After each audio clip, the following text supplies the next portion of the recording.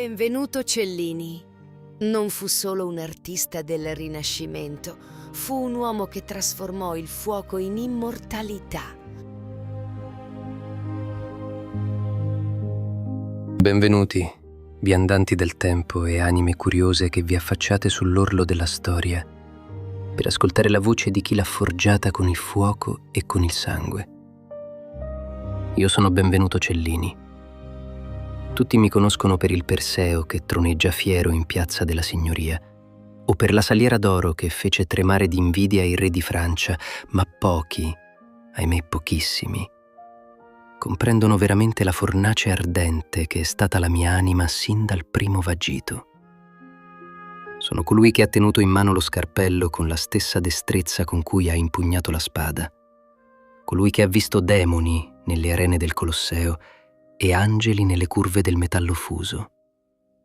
Sono l'artista guerriero, il genio irascibile, l'uomo che ha sfidato la morte e la mediocrità con la stessa feroce risata. La mia storia non inizia con un semplice atto di nascita, ma con un presagio, un segno del destino che ha marchiato la mia carne e il mio spirito, molto prima che potessi comprendere la differenza tra il bene e il male. Era la notte di Ognissanti, nell'anno 1500 d.C., quando venni alla luce in quella Firenze che era, ed è tuttora, il centro del mondo, la culla di ogni bellezza e di ogni veleno. Mia madre, la dolce Elisabetta Granacci, mi diede alla luce con la certezza che sarei stata una femmina, tanto che avevano già deciso di chiamarmi Irreparata, come la madre di mia madre. Ma quando il mio volto, rosso e urlante, si presentò al mondo, mio padre Giovanni, uomo d'ingegno sopraffino e musicista eccelso, alzò gli occhi al cielo e gridò «Benvenuto». Non c'era altro nome possibile. Io ero il benvenuto, l'atteso, il miracolo inaspettato. E così Benvenuto fui chiamato, un nome che ho portato come una corona e come una maledizione per tutta la mia esistenza. Permettetemi di condurvi indietro, tra le pieghe polverose della mia infanzia, in quella casa fiorentina dove l'odore della cera per gli strumenti musicali si mescolava all'acre profumo dell'inchiostro e della pergamena. Mio padre, Giovanni, non era un uomo comune. Era un sognatore, un costruttore di organi meravigliosi, un lavoratore d'avorio, un ingegnere che sapeva piegare la materia al suo volere, ma sopra ogni cosa era ossessionato dalla musica. Ah, quella maledetta musica. Fin dai miei primi anni, egli mise tra le mie piccole mani un flauto e una cornetta, insistendo con una tenacia che rasentava la follia, affinché io diventassi il più grande suonatore del mondo. Cantava le lodi della musica, come se fosse l'unica via per raggiungere Dio. Mi costringeva a esercitarmi per ore infinite, mentre il mio cuore, ribelle e infuocato, desiderava altro. Io volevo disegnare. Volevo creare forme che restassero eterne, non suoni che svaniscono nel vento un istante dopo essere nati. C'è un episodio, impresso nella mia memoria con la forza di un marchio a fuoco, che dovete conoscere per capire chi avete di fronte. Avevo circa 5 anni. Era una giornata d'inverno rigido e nella nostra casa ardeva un grande fuoco di legna di quercia. Mio padre, con la sua viola in mano, cantava e suonava, perso nelle sue armonie, mentre io e mia sorella guardavamo le fiamme danzare. All'improvviso, nel cuore più ardente del focolare, vidi una piccola creatura, simile a una lucertola, che si muoveva vivace tra le braci ardenti senza consumarsi.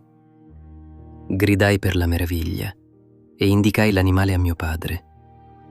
Egli si fermò, guardò e in un istante il suo volto mutò espressione. Non disse una parola. Mi afferrò per un braccio e mi diede uno schiaffo così forte, così violento, che le lacrime mi sgorgarono dagli occhi prima ancora che potessi sentire il dolore.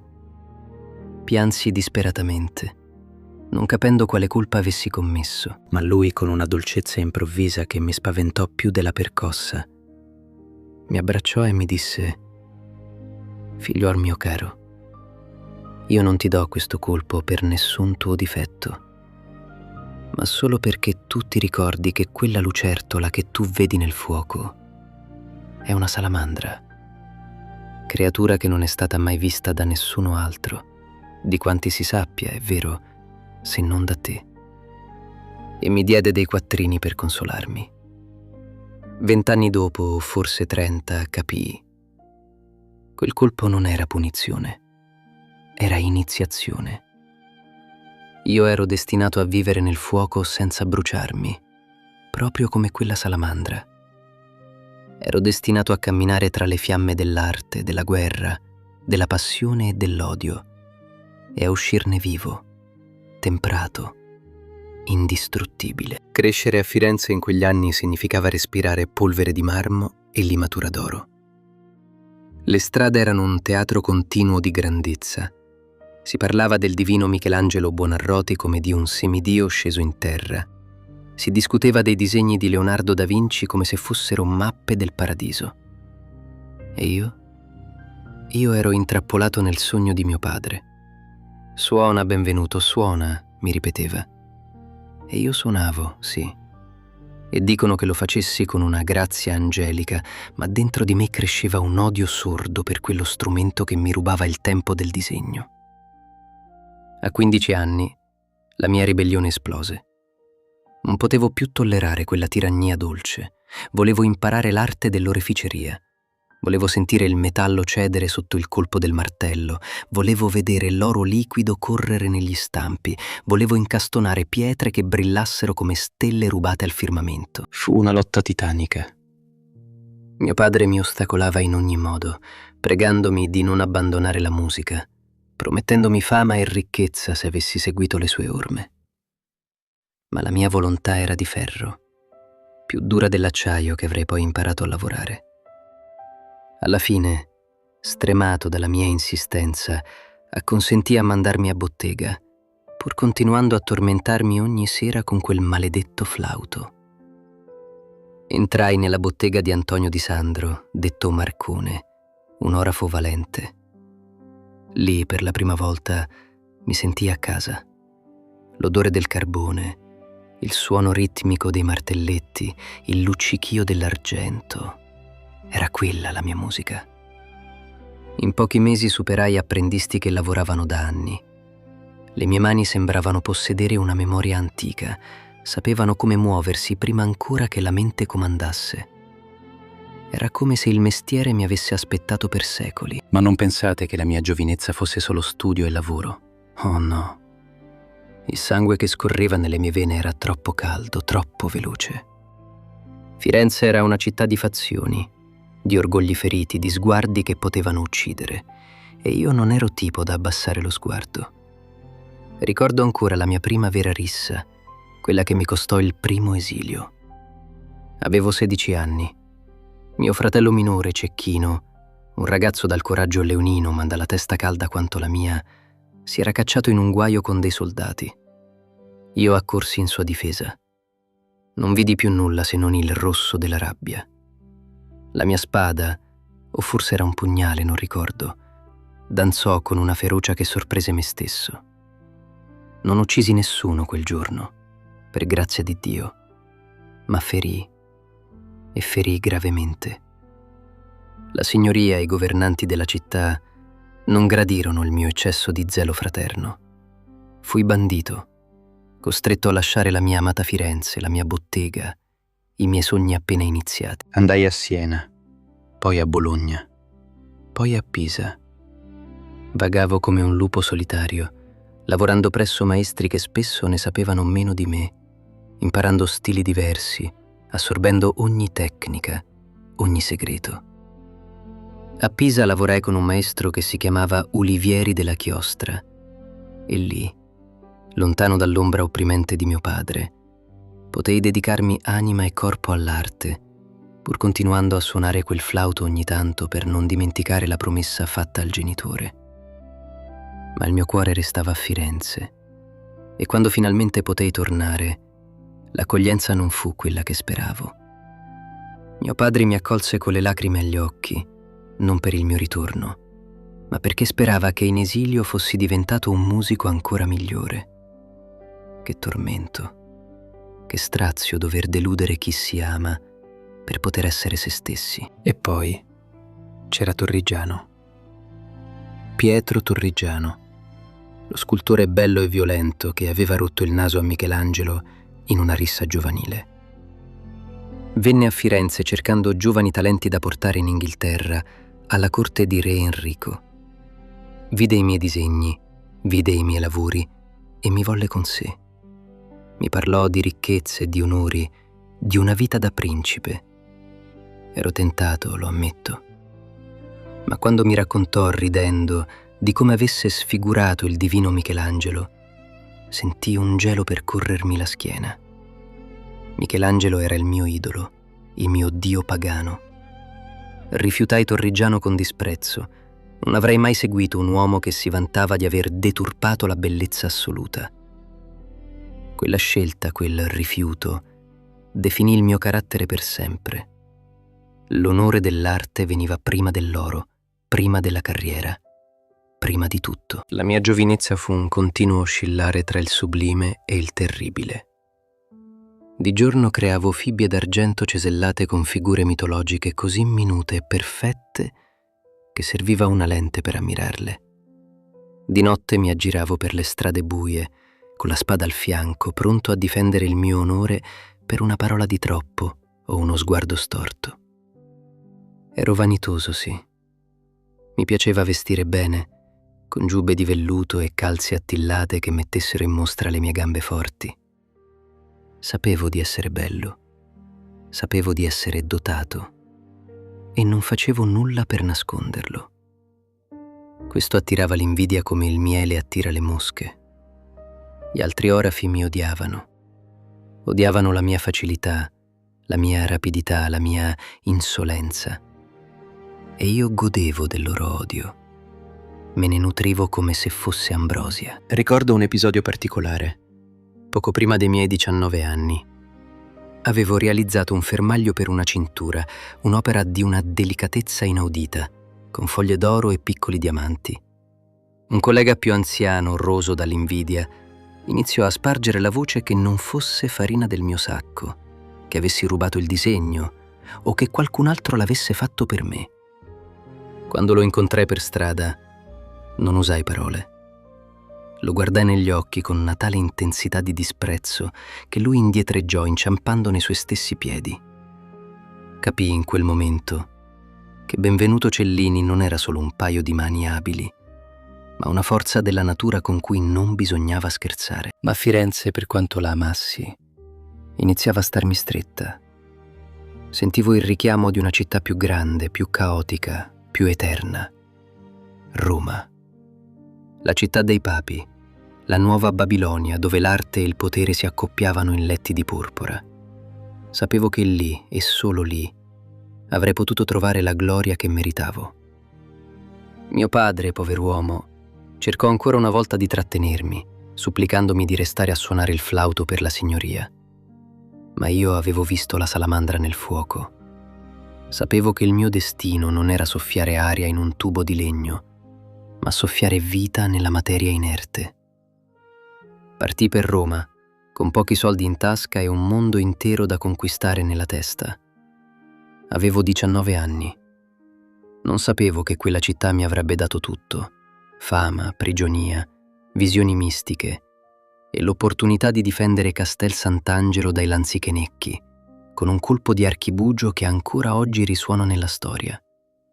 Ma questa, miei cari ascoltatori, è materia per i capitoli successivi della mia vita. Per ora, immaginate quel giovane Benvenuto, con la sacca in spalla, che cammina lungo la via Cassia, lasciandosi alle spalle la cupola del Brunelleschi. Il cuore batte forte, non di paura, ma di anticipazione. Le mani fremono, desiderose di toccare nuovi metalli, di sfidare nuovi rivali.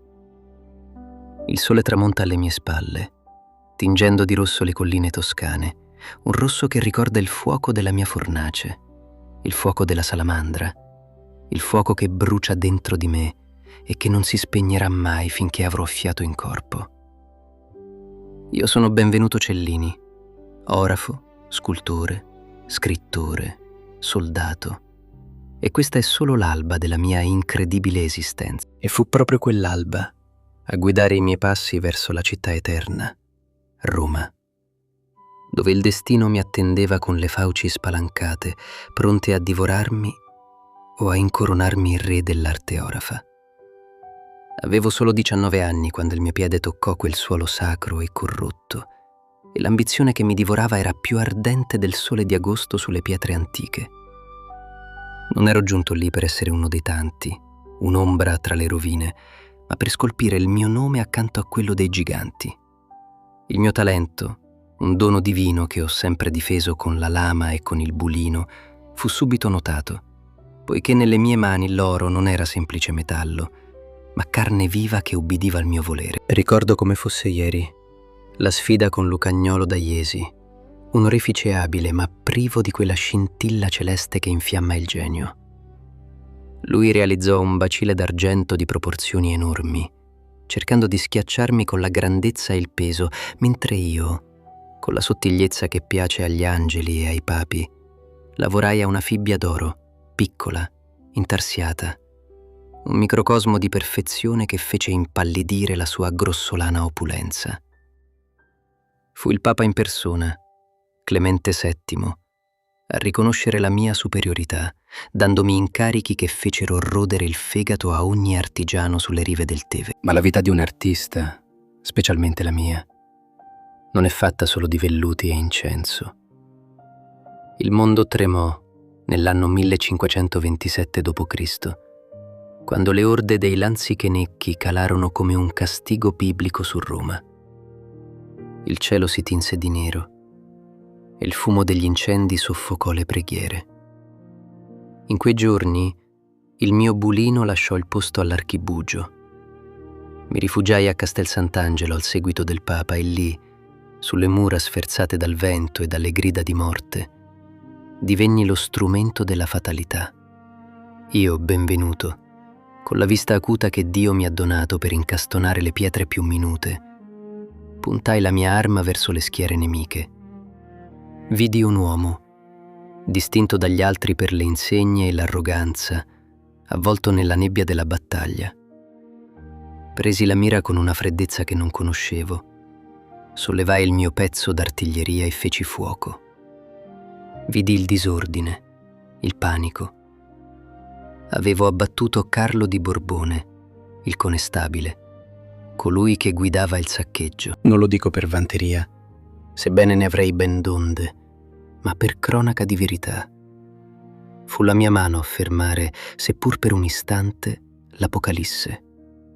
E non mi fermai lì, poiché ferii anche il principe d'Orange, difendendo la fortezza come se fosse la mia stessa fucina, fondendo l'oro papale per sottrarlo all'avidità dei barbari, trasformando i tesori della Chiesa in piastre grezze pur di salvarne la sostanza. Passata la tempesta, con Roma violata e ferita, la mia fama crebbe a dismisura, ma con essa crebbero le invidie, erbacce velenose nel giardino dell'arte.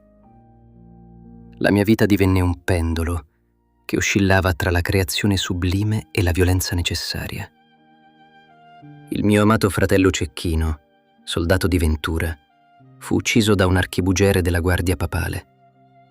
Il dolore mi lacerò il petto come una pugnalata, ma le lacrime di un Cellini non cadono a terra invano, esse chiedono sangue. Non potevo mangiare, non potevo dormire, finché l'onore del mio sangue non fosse stato lavato. Attesi, studiai le mosse dell'assassino e quando il momento fu propizio lo colpii.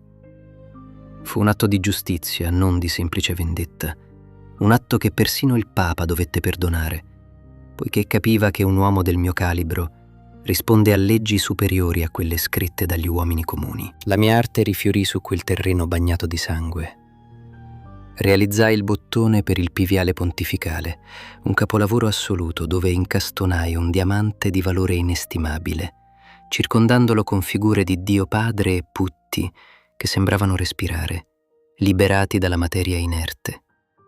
I miei rivali, come il mediocre Pompeo, non potevano fare altro che tramare nell'ombra, sussurrare menzogne alle orecchie dei potenti, incapaci di sconfiggermi sul campo aperto della maestria. La mia curiosità, tuttavia, non conosceva confini e mi spinse verso lidi oscuri, dove l'arte sfiora la magia. Una notte, spinto dal desiderio di riconquistare l'amore della bella Angelica e dalla sete di conoscenza proibita, mi recai nel Colosseo insieme a un prete negromante. L'anfiteatro, scheletro di un impero morto, si riempì di fumi e incensi. Il prete tracciò cerchi a terra e invocò le legioni infernali. Io, che non ho mai tremato davanti a eserciti in carne e ossa, vidi quella notte l'abisso spalancarsi.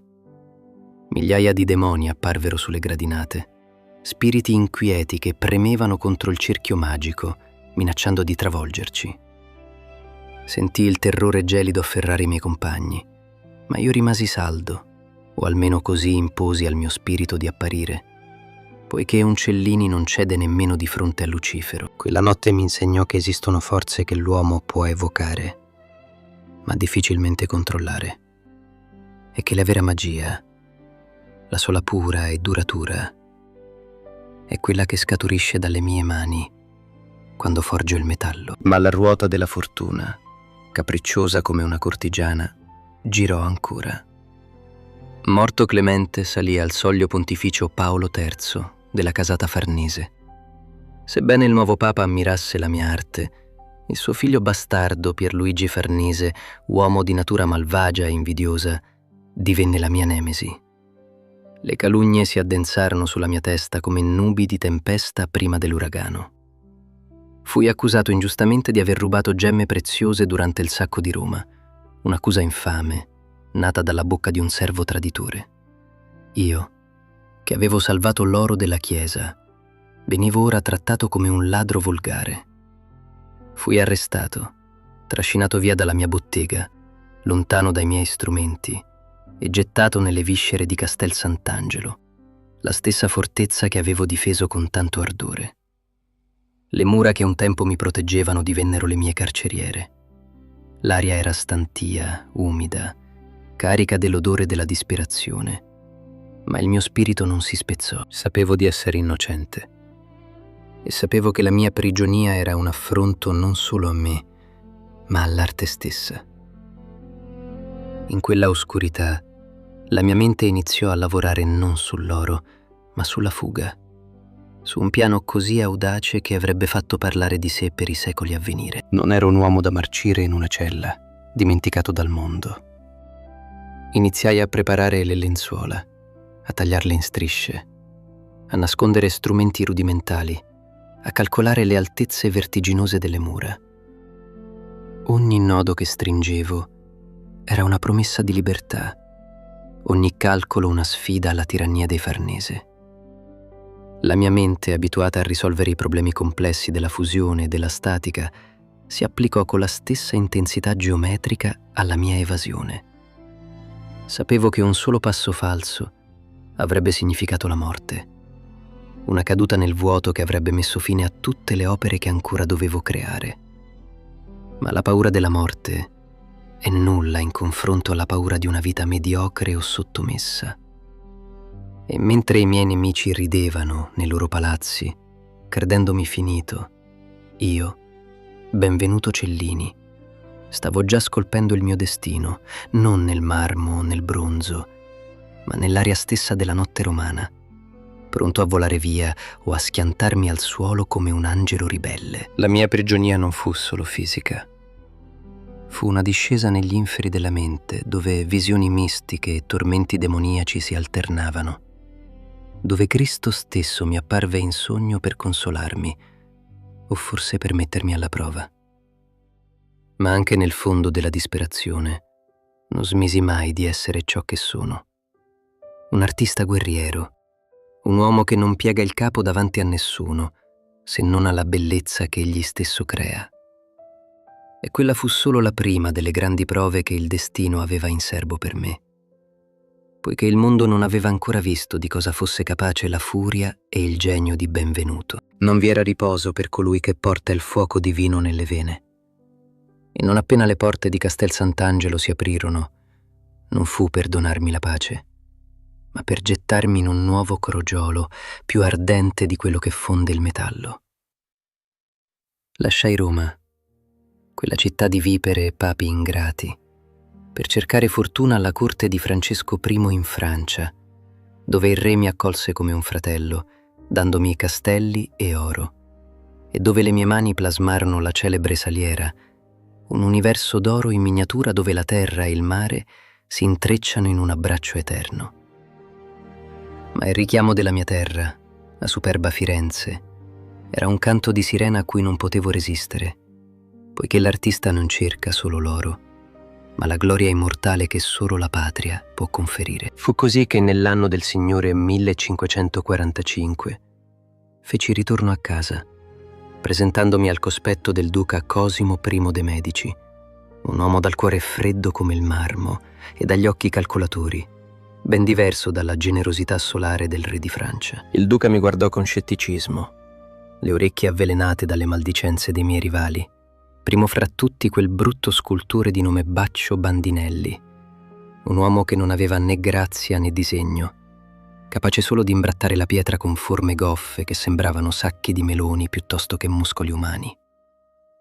Io, benvenuto, ardevo dal desiderio di dimostrare a Firenze, al duca e a quel cane del Bandinelli che io ero il solo, vero successore del divino Michelangelo. Proposi dunque un'opera che avrebbe sfidato non solo l'arte, ma le leggi stesse della natura. Un Perseo in bronzo, alto più di 3 braccia, che trionfa sul corpo decapitato di Medusa, tenendo in alto la testa gorgonica da cui sgorga sangue. Il duca, ascoltando il mio progetto, rise. Mi disse che una statua di tale complessità, con quel braccio levato in alto e il corpo della Medusa riverso ai piedi, non si sarebbe mai potuta gettare in un solo pezzo. Disse che l'arte del bronzo non lo permetteva. Io gli risposi con la fierezza di chi dialoga con Dio. Eccellenza, voi vi intendete di commerci, ma io mi intendo dell'arte mia. La statua verrà perfetta, perché io domino il fuoco e il metallo. Ebbe così inizio la mia guerra personale, non contro uomini armati, ma contro la materia inerte e la diffidenza. Costruì il modello in terra, grande quanto il vero, e lo vidi così bello, così vivo, che pareva già respirare. Ma il duca continuava a negarmi i denari necessari, pagandomi a singhiozzo, costringendomi a implorare per comprare la legna e lo stagno, mentre i suoi lacchè ridevano alle mie spalle, scommettendo sul mio fallimento. Non sapevano che ogni ostacolo era per me come l'olio che ravviva la fiamma. Preparai la forma con una cura maniacale, usando terre speciali, lana e sterco di cavallo, creando un guscio che avrebbe dovuto accogliere l'anima infuocata del bronzo. Sapevo che se avessi fallito, se il metallo non avesse riempito ogni singolo dettaglio, sarei stato rovinato per sempre, deriso nei secoli come un fanfarone. Giunse infine il momento della fusione. Una notte che rimarrà scolpita nella mia memoria finché avrò vita, e forse anche oltre. Avevo preparato la fornace, riempiendola di pani di bronzo e di rame, e avevo ordinato di accendere un fuoco d'abete, perché il legno di pino è troppo grasso e quello di quercia troppo lento, mentre l'abete offre una fiamma rapida e violenta. Ma il destino, quella forza oscura che sempre mi ha perseguitato, decise di scatenare l'inferno contro di me. Mentre il metallo cominciava a scaldarsi, una tempesta improvvisa si abbatté su Firenze, con pioggia e vento che parevano voler strappare il tetto della mia bottega. E come se non bastasse, una febbre maligna mi assalì all'improvviso, così violenta da togliermi il respiro e le forze. Mi sentivo morire. Dissi ai miei assistenti, una decina di uomini spaventati e incapaci: io mi sento male, vado a letto. Vi lascio la cura della fornace. Se succede qualcosa chiamatemi, anche se fossi in punto di morte. E mi ritirai, tremando come una foglia, convinto che la mia fine fosse giunta. Giacevo nel letto, con la testa che pulsava come se 1000 martelli vi battessero dentro, quando vidi entrare nella stanza una figura deforme, un vecchio storpio che gridava con voce gracchiante: «Oh, benvenuto! La tua opera si è guastata e non c'è più rimedio al mondo». A quelle parole un urlo bestiale mi uscì dalla gola. Non era l'urlo di un uomo, ma quello di un leone ferito. Saltai giù dal letto, dimenticando la febbre, dimenticando la morte che mi alitava sul collo, e mi vestii in fretta e furia, prendendo a calci e pugni chiunque cercasse di fermarmi. Corsi alla bottega e vidi una scena apocalittica. Il tetto aveva preso fuoco per il troppo calore e contemporaneamente la pioggia e il vento entravano da ogni parte raffreddando la fornace. Il metallo si era rappreso, diventando una pasta dura e inutile, un caccio, come diciamo noi del mestiere. I miei uomini erano lì, impietriti, con facce da funerale. «Traditori», urlai loro. «Obbeditemi e faremo il miracolo». Ordinai di prendere della legna di quercia secca, che fa un calore più intenso e duraturo, e la gettai nel fuoco con tale violenza che la fornace parve esplodere. Il calore divenne insopportabile, la luce accecante. Poi vidi che il metallo non scorreva ancora come doveva. La lega era troppo dura. Fu allora che l'ispirazione divina, o forse diabolica, mi colpì. Ordinai di andare in casa mia e di prendere tutti i miei piatti, le scodelle, i vassoi di stagno, tutto ciò che avevo di quel metallo. Erano circa 200 pezzi. Li presi a manciate e li gettai nel crogiolo, uno dopo l'altro, senza pietà per le mie stoviglie. Lo stagno, fondendo all'istante, si mescolò al bronzo e lo rese fluido, liquido, vivo. Il metallo cominciò a correre nei canali come sangue nelle vene, come un rumore sordo e potente.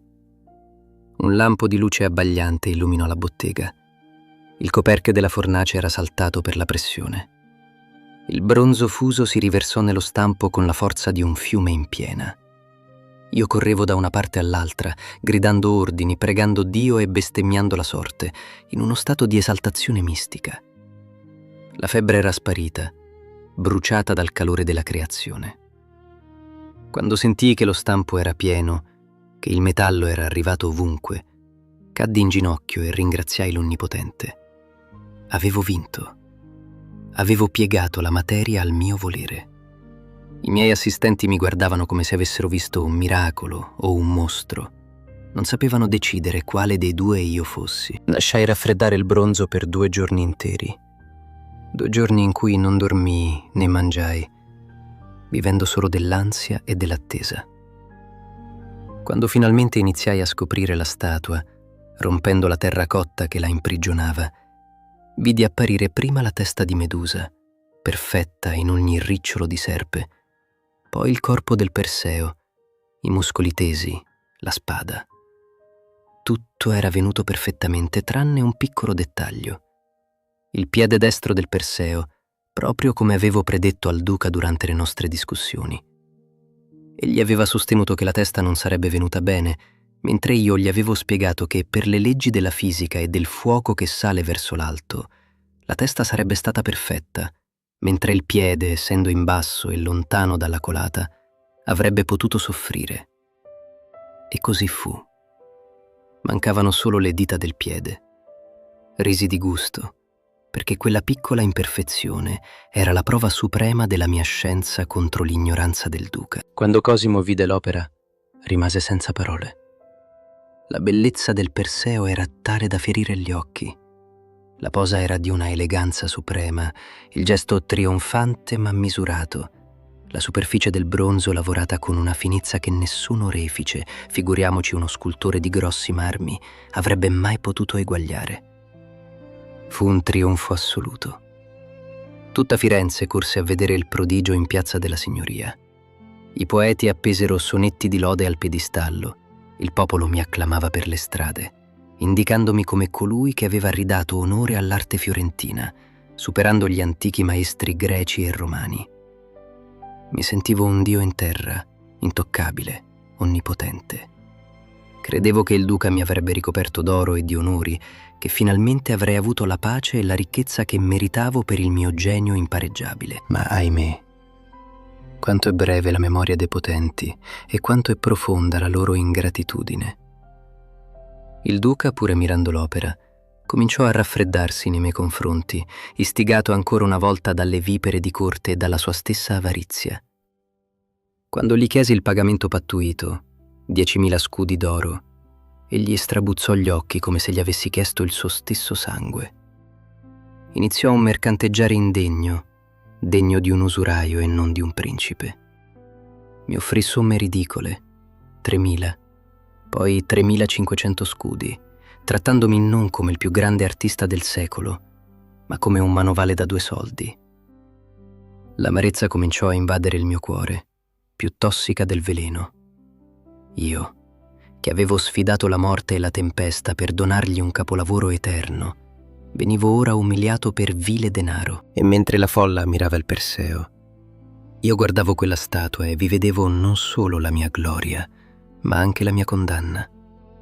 La prova che il genio, in questo mondo di mercanti e adulatori, è destinato a soffrire la solitudine dei giganti. Non capivano quelle anime piccole, che il bronzo non è solo metallo, è sudore, è sangue, è l'anima stessa dell'artista che si fa solida per sfidare il tempo. Ogni volta che guardavo il mio Perseo, vedevo me stesso, un eroe solo, con la spada in pugno, circondato da mostri che non poteva sconfiggere con la forza delle armi, perché i mostri veri non hanno testa di serpente, ma sorrisi falsi e borse piene di monete d'oro negate. La mia vittoria tecnica fu il preludio della mia sconfitta umana, poiché l'invidia è un acido che corrode anche il bronzo più puro. E così, mentre Firenze celebrava il mio nome, io iniziavo a sentire il gelo dell'abbandono, quella sensazione che ti prende allo stomaco quando capisci che hai dato tutto a chi non meritava nulla. Eppure non mi piegai, come avrei potuto. Io sono colui che ha fatto scorrere lo stagno nelle vene del bronzo. Nessun duca, nessun re, nessun papa avrebbe mai potuto togliermi la consapevolezza di essere unico, un titano costretto a vivere tra i pigmei. Ma i pigmei hanno il fiato corto, mentre il mio respiro è destinato a echeggiare nei secoli. Quando le commesse si fecero più rade, quando la borsa del duca Cosimo si chiuse come una trappola per topi scattata a vuoto, non mi persi d'animo. Se il bronzo mi veniva negato, se l'oro non scorreva più tra le mie dita come acqua di fonte, allora avrei scolpito la mia stessa leggenda con l'inchiostro. Non pensiate che la mia arte si limitasse al martello e al cesello. No, la mia vita stessa era l'opera d'arte suprema e non potevo permettere che la morte, quella vecchia prostituta sdentata che attende tutti al varco, si portasse via la verità delle mie gesta. Fu così che iniziai a dettare. Sì, dettare, perché la mia mano, abituata a piegare il metallo, tremava di rabbia nel dover tracciare segni minuti su carta. Chiamai un garzone, un fanciullo di 14 anni, figlio di un certo Michele di Goro, e gli ordinai di scrivere. Gli dissi: scrivi tutto. Scrivi di quando nacqui, la notte di Ognissanti dell'anno 1500, con mio padre che gridava benvenuto per la gioia insperata. Scrivi delle mura di Castel Sant'Angelo, di come la mia colubrina faceva saltare le teste dei nemici come fossero meloni marci. Scrivi delle prigioni, dell'umidità che mi marciva le ossa e delle visioni divine che mi salvarono. Scrivi degli omicidi, perché ogni uomo che ho ucciso meritava di morire e la mia spada era guidata dalla mano di Dio tanto quanto il mio bulino. Non ho mai nascosto nulla.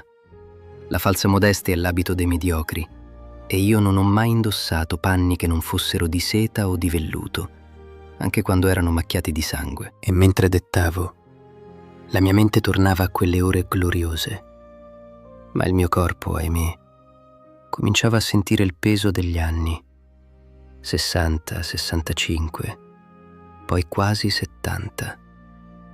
Un'età veneranda per chi ha vissuto sempre sul filo del rasoio.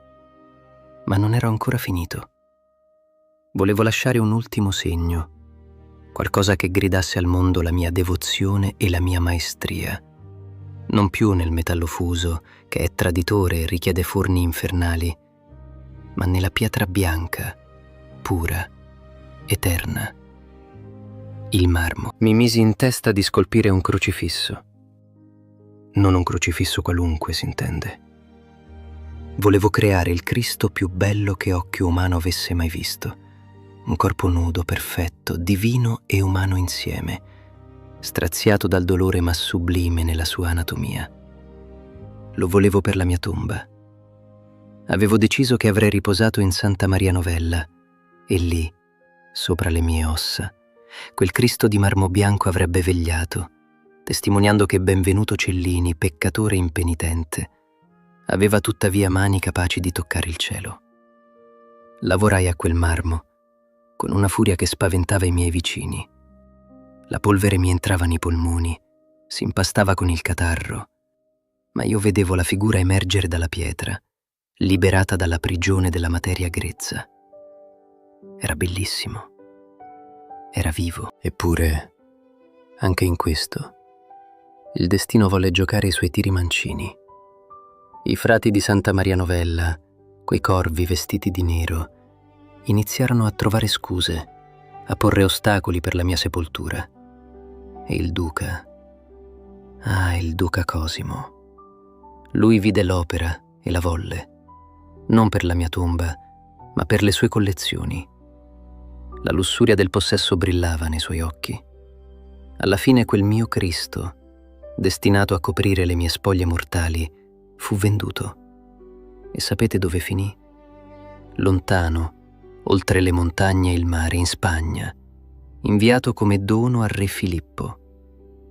Ora riposa all'Escorial, lontano dal suo creatore. Ironia della sorte, io che non ho mai voluto viaggiare se non per servire re e imperatori, resto qui, nella terra toscana, mentre la mia anima di marmo abita nei palazzi dei monarchi spagnoli. Ma va bene così. Significa che anche da morto la mia opera comanda l'ammirazione dei potenti. Gli ultimi anni furono un lento spegnersi delle fornaci. La gotta, quella maledetta compagna dei bevitori e degli artisti, mi mordeva le articolazioni. Ma la mente restava lucida, affilata come una daga appena arrotata. Mi dedicai ai trattati, all'oreficeria e alla scultura. Volevo insegnare, volevo che i giovani sapessero che l'arte non è solo grazia, è fatica, è sudore, è conoscenza dei segreti del fuoco e della terra. Scrissi di come si incastona un rubino affinché sembri bruciare di luce propria, di come si prepara la terra di Tripoli per la fusione, di come si costruisce una fornace capace di reggere il calore di 1000 soli. Non volevo portarmi questi segreti nella tomba. Ero generoso, vedete? Arrogante, sì, violento forse, ma generoso con chi amava il bello. E poi arrivò l'anno 1571. L'inverno era freddo a Firenze, un freddo che entrava nelle stanze e non se ne andava più. Sentivo il petto pesante, come se uno dei miei blocchi di bronzo mi fosse stato posato sopra lo sterno. Pleurite, dissero i medici. Quegli stessi medici che avevo sempre disprezzato, chiamandoli cerusici e ignoranti, ora si affannavano intorno al mio letto con le loro sanguisughe e i loro intrugli. Ma io sapevo che la grande fusione finale stava arrivando. La forma era pronta, la cera era sciolta. Restava solo da versare lo spirito nell'ignoto. Mi guardavo le mani, steso su quel letto. Mani grosse, callose, bruciate, piene di cicatrici.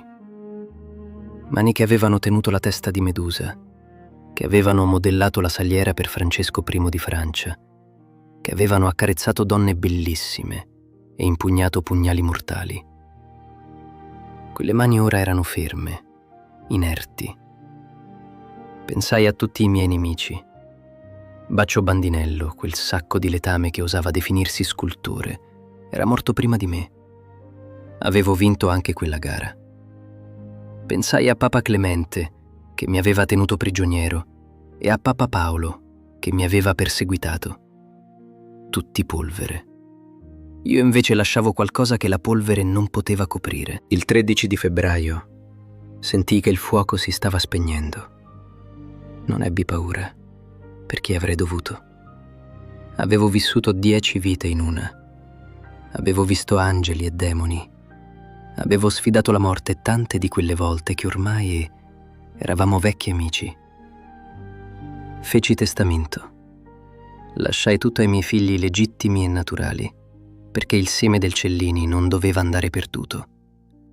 Ordinai di essere sepolto nella chiesa della Santissima Annunziata, sotto la protezione della Vergine, che forse, nella sua infinita misericordia, avrebbe perdonato questo suo figlio turbolento, che aveva amato la bellezza sopra ogni altra cosa. La mia morte non fu silenziosa. Firenze, che mi aveva amato e odiato, che mi aveva esaltato e tradito, si fermò per rendermi omaggio. Al mio funerale c'erano tutti, gli accademici, gli artisti, il popolo. Mi portarono a spalla, come si fa con gli eroi e i santi, e mentre il mio corpo veniva calato nella terra consacrata, io sorridevo.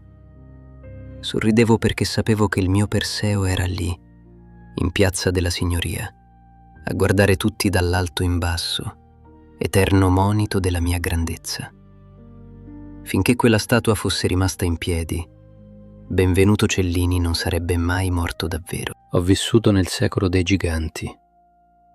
Ho camminato al fianco di Michelangelo, che chiamavo il divino, e non ho mai abbassato lo sguardo. Ho servito papi che tremavano davanti agli eserciti, mentre io difendevo le loro fortezze con la polvere da sparo. Ho creato gioielli che facevano impallidire le stelle. Sono stato uomo, con tutte le miserie dell'uomo, ma sono stato anche Dio nel momento sacro della creazione. Non giudicatemi per i miei peccati, perché i miei peccati sono stati il combustibile della mia arte. Giudicatemi per ciò che ho lasciato, e se passando per Firenze vedrete quel bronzo che sfida il cielo, toglietevi il cappello. Non per il duca che lo pagò, non per la piazza che lo ospita, ma per l'uomo che contro tutto e tutti costrinse il metallo a farsi carne. La fiamma si è spenta. Il crogiolo è freddo. Il lavoro è finito. Adesso tocca a voi decidere che altro merita di essere risvegliato dal silenzio della storia. Diteci chi volete ascoltare. Quale altra anima inquieta deve tornare a parlare attraverso questi sussurri? Ma scegliete bene, perché non tutti hanno il fuoco nelle vene come lo ebbi io.